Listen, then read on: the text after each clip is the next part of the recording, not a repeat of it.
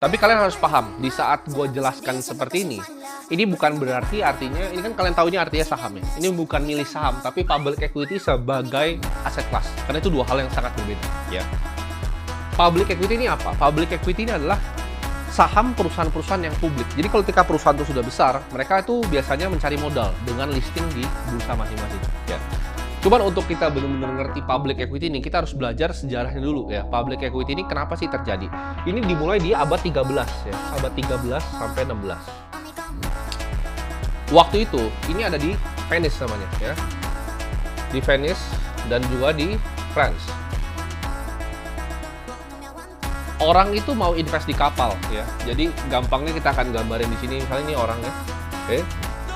Dia mau invest ya, di pelayaran. Karena zaman dulu itu yang penting adalah rempah-rempah ya, kapal. Oke. Jadi orang yang punya kapalnya ibarat jual saham kapalnya. Oke. Satu, kalau untung dibagi. Dibagi. Dua, kalau rugi dibagi. Maksudnya rugi apa? Kalau kapalnya karam, kapalnya kena bajak laut, yaitu resikonya dibagi.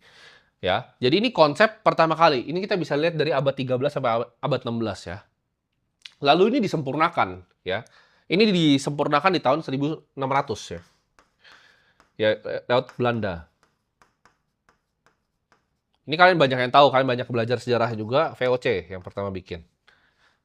Dulu, ini awal-awal banget, konsepnya masih sama ya. Konsepnya masih kayak manusia dan kapal begini.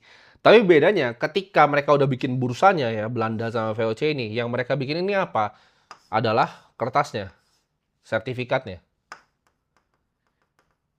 Tadinya lu ngedealnya sama orang. Jadi misalnya gua ngedeal sama lu nih yang nonton situ. Oke, lu yang punya kapal, gua punya duit, oke nih. Oke, kalau kapal lu karam ya lu sama gua. Tapi bedanya ketika Belanda udah pegang ini, ada kertasnya.